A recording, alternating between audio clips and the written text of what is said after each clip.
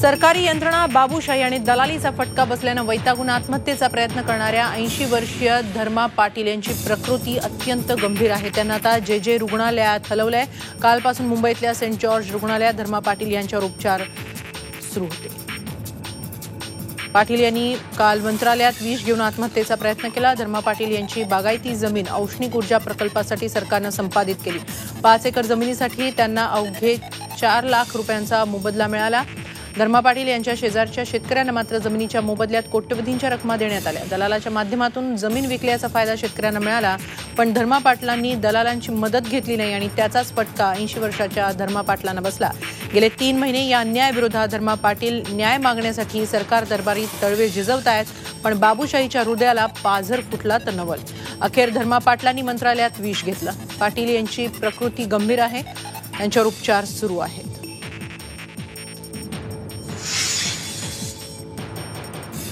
मुख्यमंत्र्यांच्या दालनासमोर आत्महत्येचा प्रयत्न करणाऱ्या धर्मा पाटील यांच्या प्रकरणी धुळे जिल्हा प्रशासनाला खळबळून जाग आली आहे। धर्मा पाटील यांचं नेमकं प्रकरण काय आहे हे समजून घेत अधिकाऱ्यांनी सारवासारव सुरू केली आहे। पाटील यांच्या मोबदला प्रकरणाचा निवाडा आधीच झाला असल्याचे अधिकारी सांगतात, मात्र पाटील यांना त्यांच्या शेतातील फळझाडांचा मोबदला का मिळाला नाही याचं उत्तर अधिकारी देण्यास असमर्थ ठरत आहेत। बाजूच्या शेतकऱ्यांना फळबागांचा मोबदला मिळतो, मग धर्मा पाटील यांना का मिळत नाही हा प्रश्न समोर आलाय।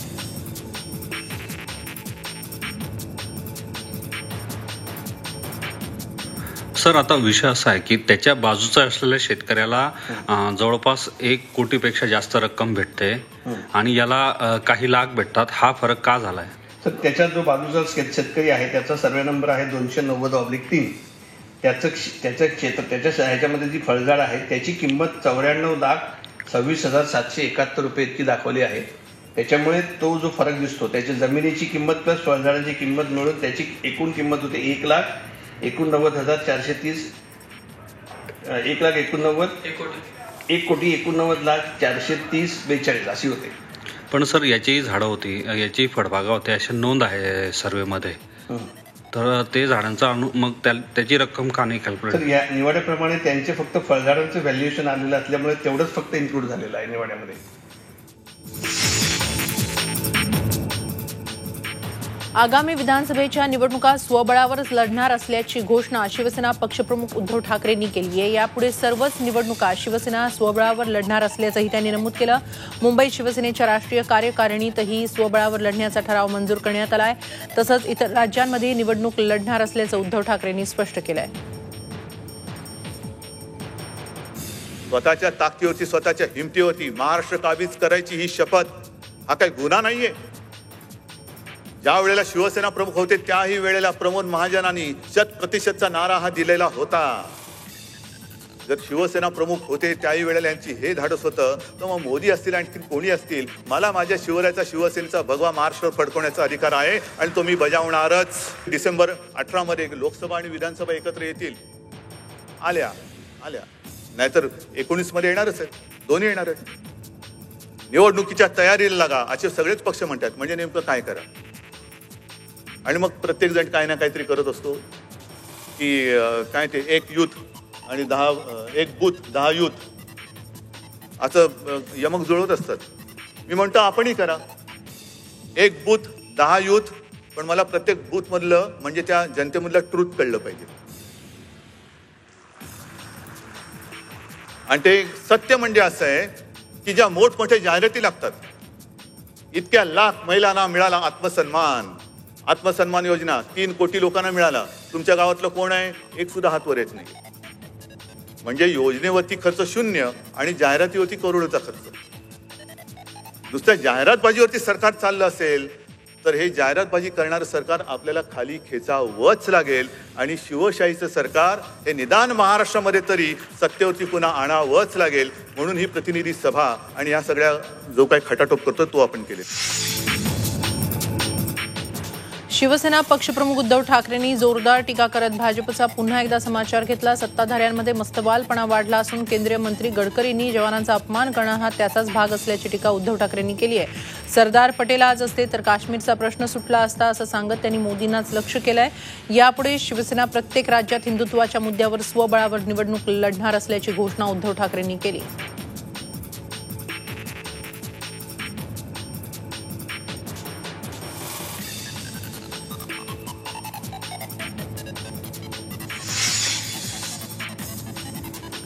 शिवसेनेनं स्वबळावर निवडणूक लढवण्याची घोषणा केल्यानंतर आता भाजपमधून त्याच्या तीव्र प्रतिक्रिया उमटू लागल्या. स्वबळावर लढले तर शिवसेनेची मनसे होईल असा टोला भाजप खासदार संजय काकडे यांनी लगावलाय. उद्धव ठाकरे निर्णयाचा फेरविचार करतील अशी आशाही काकडेंनी व्यक्त केली. आता त्यांनी जाहीर करून होत नाही ना, आम्ही म्हणू मग जर असे निर्णय घेतले तर शिवसेना पण मनसे होईल. कारण ठाणे सोडलं तर त्यांचं फिक्स निवडून येणार बालेकिल्ला असा एक पण लोकसभेचा दिसत नाही. ठाणे सोडा, ठाण्यामध्ये पण 3 आमदार आमचे आत्ता भारतीय जनता पक्षाचे. त्यांचा विजय विचारे का कोण विजय तो खासदार राजन विचारे, तिथं 3 आमदार आमचे आले निवडून. महानगरपालिकांमध्ये किंवा स्थानिक स्वराज्य संस्थांमध्ये म्हणजे जिल्हा परिषद त्यांना यश आले, त्याबद्दल आम्हाला काही म्हणायचं नाही. पण त्यांचा कुठला खासदार 100% निवडून येईल असं एक शीट दाखवा तुम्हीच मला, की इथं मी म्हणतोय ते खोटं ठरेल. आणि स्थानिक लेवलला आम्हाला जो उत्साह हे मिळाला आहे, पाठिंबा मिळाला जनतेचा माननीय मोदींच्या निर्णयामुळं किंवा देवेंद्र फडणवीसच्या चेहऱ्यापुढं किंवा त्यांच्या पॉलिसी डिसिजन घेण्यामुळं जे आम्हाला पाठिंबा जनतेचा मिळाला आहे, त्याचा पुनरेकदा विचार प्रत्येक खासदार प्रत्येक आमदाराला बोलून, उद्धव ठाकरेंच्या फेस टू फेस बोलून जर त्यांच्याशी विनिमय केलं तर नक्कीच तो हा निर्णय बदलतो. आदित्य ठाकरे यांची शिवसेनेच्या नेतेपदी निवड करण्यात आली आहे. शिवसेनेच्या राष्ट्रीय कार्यकारिणीच्या बैठकीत मंत्री गुलाबराव पाटील यांनी ही घोषणा केली. आदित्य ठाकरेंची नेतेपदी घोषणा होताच शिवसैनिकांनी फटाके फोडत जल्लोष केला, तर पक्षप्रमुख उद्धव ठाकरे यांची पक्षप्रमुख म्हणून फेरनिवड करण्यात आली. निवडणूक आयोगाच्या नियमाप्रमाणे उद्धव ठाकरे यांची पक्षप्रमुख म्हणून फेरनिवड होणं गरजेचं होतं. शिवसेनेच्या या राष्ट्रीय कार्यकारिणीच्या बैठकीला शिवसेनेचे सगळे नेते उपस्थित होते.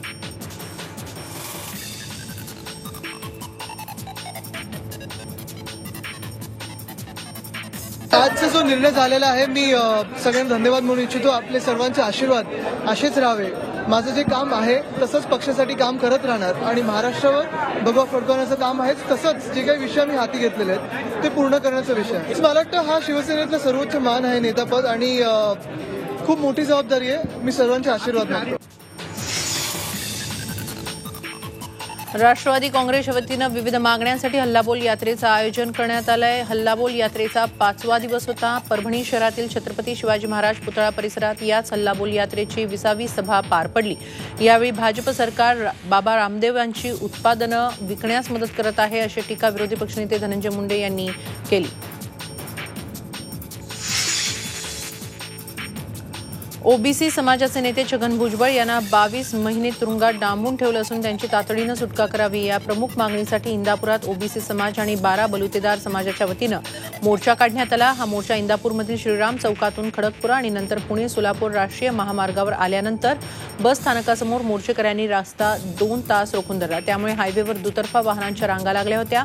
न्यायालयानं भुजबळ यांना जामीन मंजूर करून त्यांची सुटका करावी, अन्यथा हे आंदोलन आणखी तीव्र करण्यात येईल असा इशाराही देण्यात आला.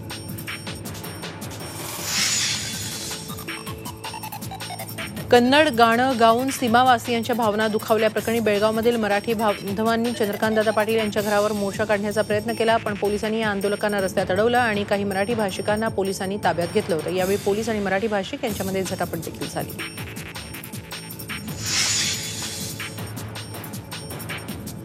यवतमाळच्या झरी तालुक्यातील गणेशपूर इथल्या ग्रामस्थांनी मुकुटबन वणी मार्गावर चक्काजाम आंदोलन केलं. यावेळी बराच वेळ वाहतूक ठप्प झाल्यानं ठाणेदार गुलाब वाघ यांनी 22 आंदोलकांना स्थानबद्ध केलं.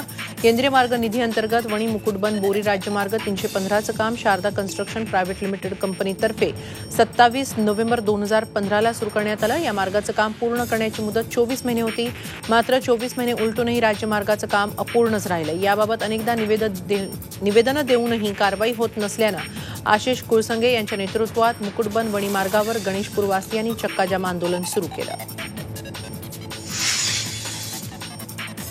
नेताजी सुभाषचंद्र बोस आणि दिवंगत शिवसेना प्रमुख बाळासाहेब ठाकरे यांच्या जयंतीनिमित्त यवतमाळच्या महागाव इथं शिवसैनिकांची हिंदुत्व रॅली काढण्यात आली. पांढरी शुभ्र वस्त्र, गळ्यात भगवा शेला असा गणवेश आणि गळ्यात ओळखपत्र असलेल्या शिवसैनिकांच्या शिस्तबद्ध पथसंचलनानं महागावकरांचं लक्ष वेधून घेतलं होतं. यावेळी शेतकरी आत्महत्याग्रस्त कुटुंबातील भगिनींना साडीचोळी आणि गृहोपयोगी साहित्य भेट देण्यात आलं.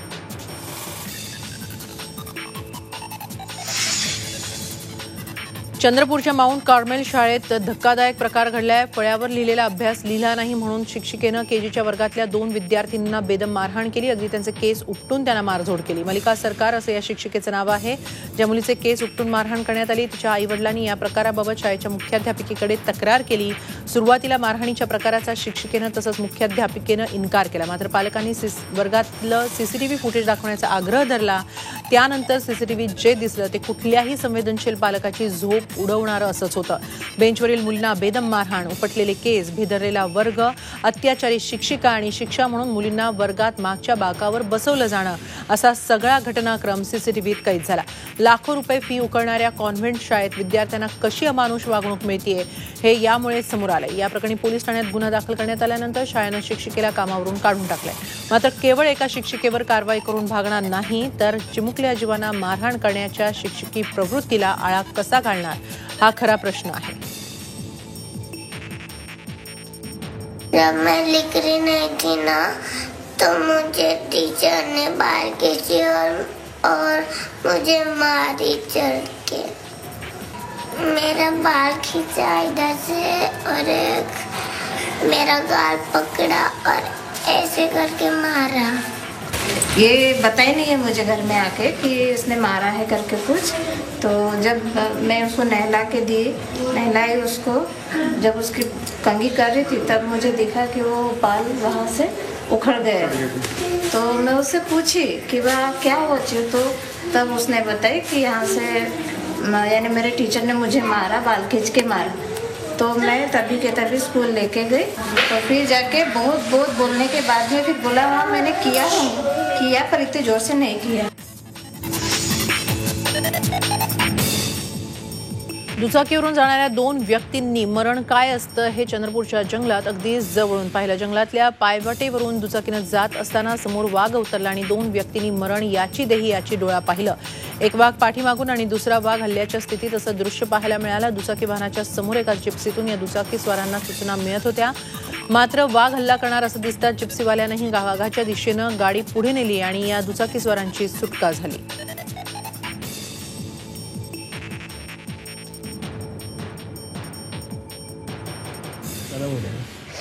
हो हलू नका.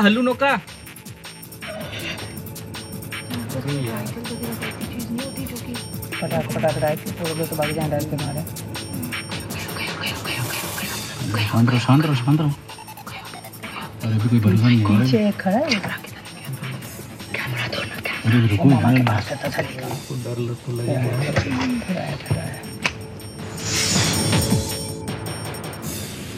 चंद्रपूर जिल्ह्यात आणखी एका वाघाचा मृत्यू झाल्यानं खळबळ उडाली आहे. सिंदेवाही तालुक्यातील मेंढामाल जंगलात वाघाचा हा मृतदेह आढळला. सिंदेवाही वनपरिक्षेत्रातील चारगाव कक्षात पूर्ण वाढीच्या नर वाघाचा मृतदेह आढळला असून वाघाचे सर्व अवयव शाबूत असल्याची माहिती पुढे आली आहे. वाघाचे वनविभागातील सांकेतिक नाव T23 आहे. वनविभागाचा चमू घटनास्थळी पोहोचला असून आसपासच्या खुणा लक्षात घेता 2 वाघांच्या झुंजीत या वाघाचा मृत्यू झाल्याचा प्राथमिक अंदाज वर्तवण्यात आला.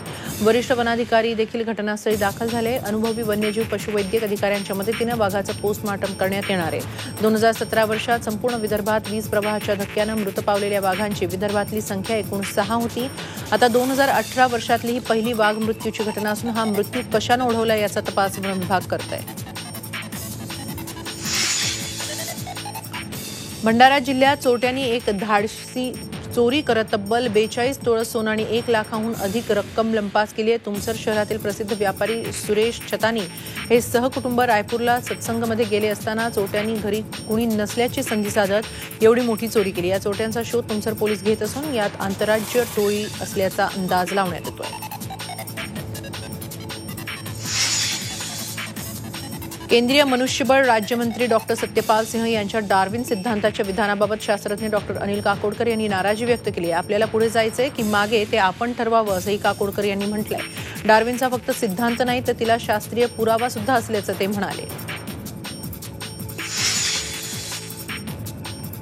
कोल्हापूरच्या महालक्ष्मी देवीच्या मंदिरात होणाऱ्या किरणोत्सव सोहळ्यादरम्यान मंदिरातील पितळी उंबरा, कासव चौक आणि गणेश मंडपात कुणालाही प्रवेश न देण्याचा निर्णय पश्चिम महाराष्ट्र देवस्थान समितीनं घेतलाय. किरणोत्सव मार्गात येत असणाऱ्या अडथळ्यांमुळे हा निर्णय घेण्यात आल्याचं देवस्थान समितीकडून स्पष्ट करण्यात आले. वर्षातून 2दा कोल्हापूरच्या महालक्ष्मी मंदिरात किरणांचा खेळ पाहायला मिळतो. 31 जानेवारी 1 आणि 2 फेब्रुवारीला हा सोहळा पुन्हा भक्तांना पाहता येणार आहे. भक्तांच्या गर्दीमुळे आर्द्रता वाढते आणि त्याचा परिणाम म्हणून किरणांची तीव्रता कमी होते असा निष्कर्ष अभ्यासकांनी काढलाय.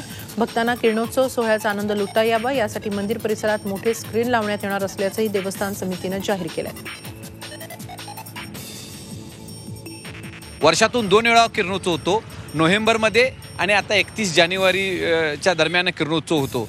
गेल्या वेळेला नोव्हेंबरमध्ये बऱ्या प्रमाणात किरणोत्सव झाला, परंतु अजून काही बिल्डिंगा उतरवणे गरजेचं आहे आणि त्या संदर्भामध्ये आम्ही यावर्षी मंदिरामध्ये मोठे स्क्रीन 2 लावणार आहोत, आतली गर्दी कमी करणार आहोत आणि जे अडथळे येणार आहेत ते अडथळे दूर करून भाविकांना चांगल्या पद्धतीचा किरणोत्सवचा लाभ देण्याचा आमचा प्रयत्न असेल. कोट्यवधी रुपयांच्या घोटाळ्यातील पेण अर्बन बँकेच्या बुडीत कर्जदारांची जप्त केलेल्या मालमत्ता लिलावाला 0 प्रतिसाद मिळाला. लिलावाला प्रतिसाद मिळत नसल्यानं सरकारी पातळीवर सिडको किंवा महापालिका यांनी या मालमत्तेची खरेदी करावी आणि त्यातून ठेवीदारांची देणी भागवण्याचा सरकारचा विचार आहे. तसा प्रस्ताव पाठवण्याच्या सूचना संबंधितांना देण्यात आल्याची माहिती सहकार मंत्री सुभाष देशमुखांनी दिली आहे. जवळपास 100 बोगस कर्जदार असून वारंवार त्यांनाच कर्ज देण्यात आली आहेत. बँकेचे वेळोवेळी योग्य लेखापरीक्षण झाले असते तर ही वेळच आली नसती असंही देशमुख यांनी स्पष्ट केलंय. कविवर्य मंगेश पाडगावकर यांचं त्यांच्या जन्मगावी म्हणजेच वेंगुर्ल्यातल्या उभादांडा इथं काव्य स्मारक होणार आहे. महाराष्ट्र पर्यटन विकास महामंडळानं हे स्मारक उभारण्याची अनुमती दर्शवली. हे स्मारक व्हावं यासाठी वेंगुर्ले वासियांच्या लढ्याला अखेर यश मिळालंय. मंगेश पाडगावकर यांच्या जन्मदिनी 10 मार्च रोजी सागरेश्वर इथं या काव्य स्मारकाचं भूमिपूजन होणार आहे. पुणे महानगरपालिकेच्या मनसेच्या माजी नगरसेविका रुपाली यांनी आज शोले स्टाईल आंदोलन केलं. पुणे महानगरपालिकेतील विविध विभागांमार्फत स्मार्ट संस्थेच्या वतीनं काम करत असलेल्या 200हून अधिक महिलांना मागील वर्षभरापासून कामावर घेत नसल्याच्या निषेधार्थ पाटील यांनी आंदोलन केलं. स्मार्ट या संस्थेमार्फत 10 वर्षांपासून ठेकेदार पद्धतीवर महिला सेविकांना पुन्हा कामावर घेत नसल्याच्या निषेधार्थ मनसेच्या माजी नगरसेविका रुपाली पाटील आणि युगंधरा चाकणकर यांनी महापालिकेच्या इमारतीवर जाऊन शोले स्टाईल आंदोलन केलं.